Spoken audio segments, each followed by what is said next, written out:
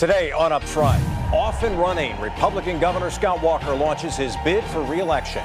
Working together, we can move the state of Wisconsin forward. Are you with me? Next, my extended interview with the governor. What's left to do in a third term? Will there be a Trump effect in 2018? And will he try to sell Foxconn around the state? Covering the issues important to Wisconsin. This is Up Front with Mike Goucher. Hello again, everyone, and welcome to Up Front. It's a done deal. Governor Walker and the chairman of the Taiwanese electronics giant Foxconn signed a contract Friday that calls for Foxconn to invest $10 billion in southeast Wisconsin. The company plans to build a huge flat-screen manufacturing plant in Mount Pleasant. It's expected to employ 3,000 people to start and possibly 13,000 down the road. Thousands of indirect and supply chain jobs could also be created. The state is giving Foxconn nearly $3 billion in incentives as part of a deal that Governor Walker calls the largest economic development project in state history. We're talking about Foxconn and much more today with Governor Scott Walker, who officially declared his bid for re-election 1 week ago. Governor, it's good to have you back on the program. Great to be back, yeah. So I've got to ask you about Foxconn. You signed the deal on Friday. Was this deal in any jeopardy in the last couple of weeks? Well, for us, anytime you're working out the details and you're staying true to what we promised the people of the state and what we promised the legislature when we brought it before them for approval, sure, there's a possibility it might not go through. But I think they were so committed. They liked Wisconsin for a wide variety of reasons, from the quality of our workforce to the change in the business climate, all the things we've said before about being ready, to the regional cooperation. All those things were a part of picking it earlier this summer. And so I think from both sides, the state and the company's standpoint, we were committed to seeing this through, and we did it on Friday. Let me be more direct. If Chairman Terry Goh had not said, I guarantee $500 million, would that deal have gone through? Well, it was key for us. We wanted to make sure we were defending the taxpayers. We said there'd be clawbacks, there'd be provisions. You know, some of the naysayers early on said, oh, you know, all these things are going to happen. Even to your point about the numbers, 3,000 when they start out, but they'll eventually gear up to 13,000 good-paying family-supporting jobs. We're talking jobs that pay on average more than $53,000 a year plus benefits. These are the kind of jobs we dreamed of for years, and they don't get the full incentive package unless they create those jobs and make the $10 billion investment. So help us understand why somebody in, for example, Ashland should care about Foxconn.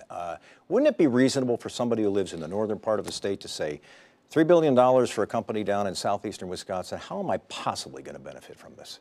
Well, one, we want people to benefit all over the state. So we fight for jobs, whether it's 13 jobs, 130 jobs, 1,300 jobs, or 13,000 jobs. But they benefit in a couple different ways. One, just by attracting other business. Say in Ashland, say we're bringing someone to Ashland or Bayfield or Iron or for that matter, Douglas County up in Superior. Just the fact that a world-class company could have gone to anywhere in the world, could have gone to any of the 50 states. They picked Wisconsin, helps us make the case for big or small companies alike all around the state. Secondly, construction. When you're talking about 10,000 jobs, I had at one of our listing sessions a land moving company up from Black River Falls, way up in the northwest side. They said their guys are going to be working on this probably for years. They're going to have full employment just based on that. So you've got contractors all over the state of Wisconsin. And then once it's operational, I mean, think about this. Oshkosh Corporation, a great Wisconsin company. I was just there last week. In Oshkosh, they do about $300 million a year worth of supply chain to Wisconsin-based companies. When Foxconn is up and operational, they'll do about $1.4 billion of business with Wisconsin-based companies. That means people all over the state are going to benefit from this. So is this the case you're going to be making all across the street? Because you know that when you announced on Sunday, there were people who said, boy, you didn't talk much about Foxconn. I wonder if there's some internal polling that suggests this doesn't poll very well in parts of Wisconsin. No, because is this going to be a centerpiece of your campaign, I guess? I don't know about a centerpiece. It's a key part. I mean, but to me, I think we've got a small business agenda that's going to help 13,000 or more small businesses across the state.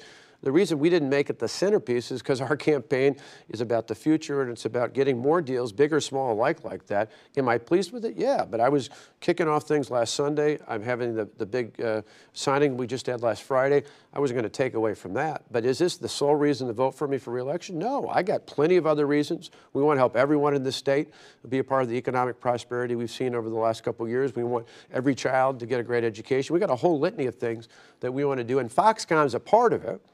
but big and small alike, we're going to help employers create more jobs with higher wages to increase prosperity for everyone in the state. So you think it's popular outstate, the Foxconn deal? I think it will be. I've said months ago, I didn't just say it recently, I've said months ago, long before any polls came out, I said the least popular it will be right at the time I signed the law and signed the contract, and every day that goes after that, it will build in support as people all around the state see their neighbors are working to help build it, their neighbors are working at companies that are help supplying it, as they see the benefit to the economy overall.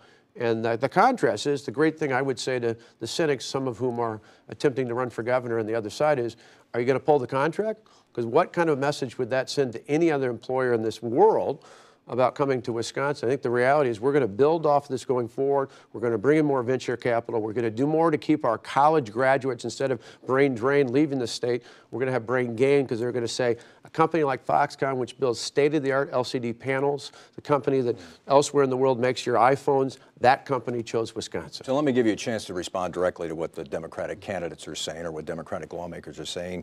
On Friday, Twitter was lit up with people saying this is a Hail Mary by Governor Walker. And the reason for that is that we've had slow job growth, or that he hasn't lived up to his 250,000 jobs promise in his first 4 years. It's too much money for one company. They're really hitting you hard on this. Well, because I would. I mean, if I was the opposition, if I looked at something this big, you'd have to throw everything you could, hoping to God that somehow it would push it back. The reality is we have more, even without Foxconn, we have more people working in the state than we've ever had in the history of the state. We're a top 5 state for the percentage of people working. And unemployment that under Jim Doyle peaked out at 9.2%. is now hovering above 3%. We don't want to go back to those days. That's what those candidates offer.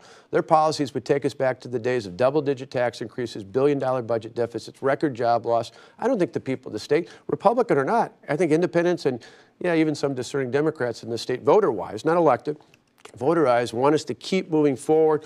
I guess the opposition looks at us and say, well, when you've hit your goal of putting more people to work than ever before, they got it. The Hail Mary is the Hail Mary they're throwing, trying to throw everything they can against anything we're doing, Foxconn or otherwise, and we expect more of it. But we're going to talk right to the voters about what we're going to do next. And so the final thing on this is that their argument is you could have taken some of that money, you could have invested in better roads, you could have invested it in better schools, you could have perhaps Actually, I'll give you a good example. $3 billion.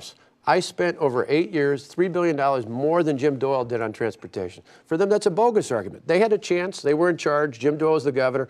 I spent $3 billion more invested in transportation over an 8-year period versus them. We spent our resources trying to create more family-supporting, good-paying jobs, the kind of thing Democrats used to say they were for. And I believe most Democrats, not in office, but most people who historically vote Democrat, that's what they still want. And the good news is they have a chance to be for that in voting for me in the next election. I've only got about 30 seconds left, but on the point of startups, we've lagged behind in startup activity in this state. You know that, and you also know the value of startups to economic vitality.